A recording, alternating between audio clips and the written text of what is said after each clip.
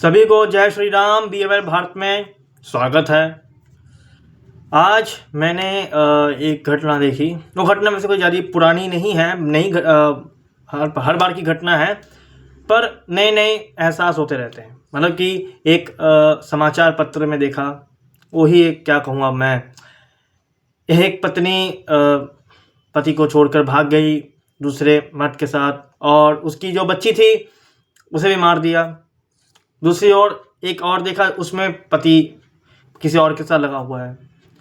ये जो घटनाएं हैं जो समाचार पत्र में आम होती है, और इसको ज़्यादा दिखाया इसलिए ज़्यादा क्योंकि आम घटना है, ठीक है ना। क्या ये सच्ची में आम है, और क्या ये हमारे जीवन में, हमारे परिवार में क्या महत्व योगदान नहीं कर रही है? क्या हमारी मानसिकता को प्रभावित नहीं कर रही है? हमारा जीवन मूल्यवान है। हमारा एक एक समय हमारे जीवन का, आपका, हमारा, जो आप देख रहे हैं, आप अपना जीवन का एक समय निकाल कर मुझे समय दे रहे हैं, और मैं अपने जीवन का कुछ समय निकाल कर आपकी सेवा कर रहा हूँ। मूल्यवान है। तो अगर जीवन हमारा मूल्यवान है, तो ये घटना जो हमारे जीवन के लिए प्रभावित कर सकती है, हमें प्रभावित कर सकती है, हमारी मानसिकता को बदल सकती है, वे आम घटना कैसी हुई? जो जीवन आम नहीं है, जीवन इतना मूल्यवान है, 84 लाख योनियों से निकलकर मनुष्य जीवन मिलता है, वह जीवन आम कैसे हो सकता है? उससे जुड़ी घटनाएं आम कैसे? परंतु इसका कारण क्या है, चर्चा इसमें होगी। ये जो आजकल घटनाएं होती ना, कि आजकल मैं देखा हूँ, मेरा दोस्त कह रहा है वो 25 साल का हो गया, उसकी शादी की उम्र हो गई है। वो कह रहा था कि भाई, मैं उसे ऐसे पूछ लिया कि भाई शादी करेगा तू? शादी करेगा? बोले नहीं करूँगा। बोले क्यों नहीं? कहले भय है कि भाई मार ना दे, ड्रम ना मार ना दे, हमारी हत्या ना कर दे, हमें भय है, लड़कियों से डर लग रहा है।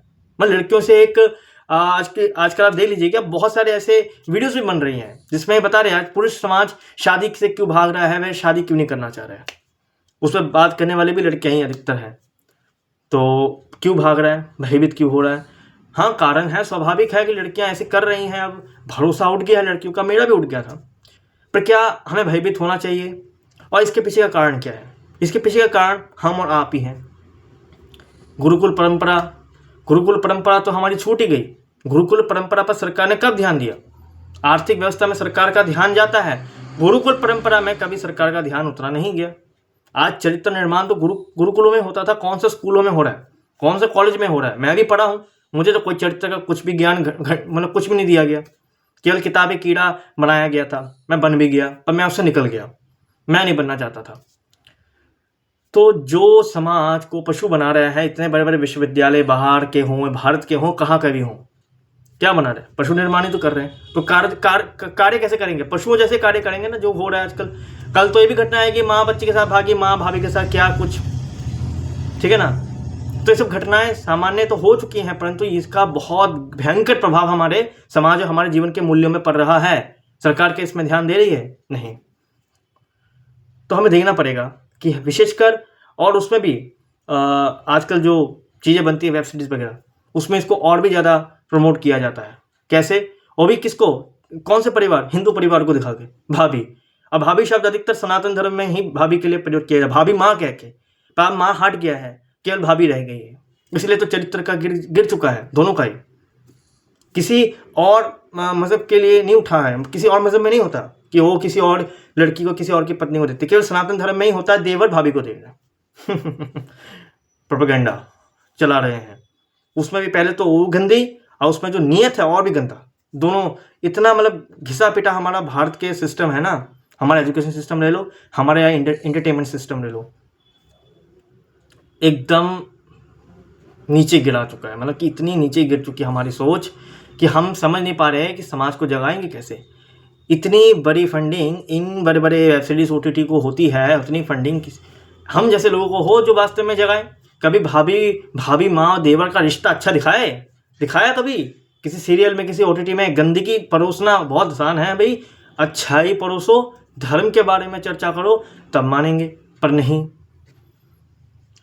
मैकॉले का ना जो सपना था पूरा हो गया है। उसका सपना यही था कि भारत के संस्कृति को ही जड़ से उखेड़ दो, अपने आप बिखर जाएंगे पेड़, ठीक है ना। वो पेड़ जो सूख जाता ना, वो वृक्षों से हम हवा लेते हैं, वृक्ष हमें जीवन दान, जैसे वृक्षों को जीवन कहा गया, वो जीवन नहीं दे पाएगा। उसके अंदर पेड़ नहीं, वृक्ष नहीं, हवा नहीं, ये कुछ नहीं कर सकता, वो मरा हुआ है। हमारे सनातन धर्म को भी मार दिया है, गला घोट दिया है। अब हमें जगना होगा। ऐसा समाज, ऐसी दुनिया, सीधी बात, मानसिकता तैयार होनी चाहिए। गुरुकुलों में होगी, स्कूल कॉलेज में नहीं होगी। यदि गुरुकुल नहीं हो रहे तो घर किस लिए हैं? ऑनलाइन है, फ़ोन है, इंटरनेट है, रामायण महाभारत सेकंड में निकल जाता है। सारा पढ़ाई है, ऑथेंटिक है, आपको खरीदने की जरूरत नहीं है। खरीदना चाहे तो भी बढ़िया खरीदे। इतने महंगे महंगे 1000 तरीके की बाहर की दुनिया की किताबें पढ़ने से कई बेहतर है कि गीता का एक श्लोक पढ़ लीजिए, आपको सारे प्रश्नों का उत्तर उस श्लोक में मिल जाएगा। भगवान श्री कृष्ण की जो वाणी है वो तो सारे ज्ञान को अपने एक शब्द में समेट सकते हैं। इसीलिए कह रहा हूँ, अपने मुझे लगता है इस प्रकार की चीज़ों को अधिकतर हमें ध्यान नहीं देना चाहिए। और जितने भी पुरुष समाज इसे देख रहे हैं, भयभीत ना होइए, कोई हमें कुछ नहीं कर सकता। आप अपना कर्तव्य निभाइए। आप भय से अपने कर्तव्य विमुख नहीं हो सकते। सनातन यदि लड़ने की बात करता है तो सनातन इससे भी लड़ेगा। भय से हम अपने कर्तव्य, अपने सेवा से विमुख, क्योंकि विवाह हम अपने लिए नहीं करते। विवाह का पीछे भी समाज का ही हित होता है। जब विवाह होता है तो पत्नी पत्नी के बीच जो संबंध होता है, उससे जो पुत्र उत्पन्न होता है वह समाज का कल्याण करता है। तो हम समाज के लिए पुत्र उत्पत्ति करते हैं, खुद के लिए नहीं करते।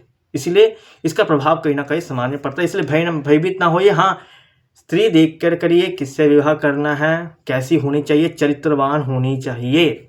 यदि नहीं है, किसी भी जाति की हो, यदि नहीं है तो उससे विवाह ना करिए। पुरुष के लिए भी, स्त्रियों के लिए भी।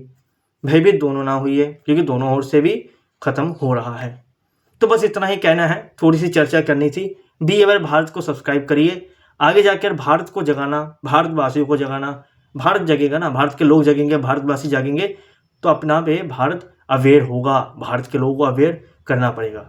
जय श्री राम।